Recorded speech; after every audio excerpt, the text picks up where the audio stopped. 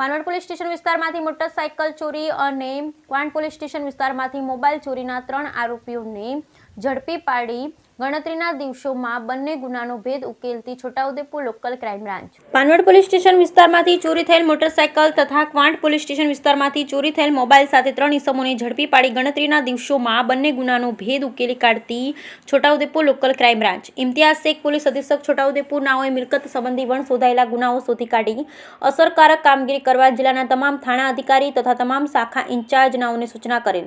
જે અન્વયે VS Gavit police inspector local crime branch Chhotaudepur નાઓને અંગત બાતમીદાર થઈ ચોક્કસ બાતમી હકીકત મળેલ કે એક રજિસ્ટ્રેશન નંબર વગરની HF ડિલક્સ મોટરસાયકલ શંકાસ્પદ હાલતની લઈ 3 ઈસમો રૂમડિયા ગામ તરફથી કરજવાંટ ચોકડી તરફ આવી રહેલ છે. જે હકીકત આધારે કરજવાંટ ચોકડી પાસે વોચ નાકાબંધી કરી હીરો કંપનીની HF ડિલક્સ મોટરસાયકલ સાથે ચાલકને પકડી પાડી ગાડીની માલિકી અંગે આધાર પુરાવા માંગતા તેની પાસે કોઈ આધાર પુરાવો મળી આવેલ નહીં.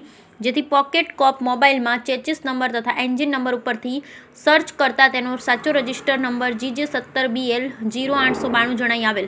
તે હીરો કંપનીની HF ડિલક્સ મોટરસાયકલના માલિકીનો સંપર્ક કરતા તેમણે Panvad police station EFIR reference number 20240700553582 થી દાખલ કરેલાનું જણાવેલ. ત્યારબાદ તેમની પાસેનો વિવો કંપનીનો મોબાઈલ ક્વાંટથી ચોરી કરી લાવેલાનું જણાવેલ. જેથી પકડાયેલ ઇસમ નિલેશભાઈ પરસોત્તમભાઈ રાઠવા, સંતોષભાઈ રાજુભાઈ રાઠવા, જસવંતભાઈ ભારસિંગભાઈ રાઠવાને ભારતીય નાગરિક સુરક્ષા સંહિતા 2023ની 6 કલમ 35(1) સુરક્ષા સંહિતા 2023ની 6 કલમ 35(1) મુજબ અટકાયત કરી વધુ કાર્યવાહી અર્થે પાનવડ પોલીસ સ્ટેશન ખાતે સોંપવામાં આવેલ છે. Bureau report Rehan Patel, Chhota Udepur.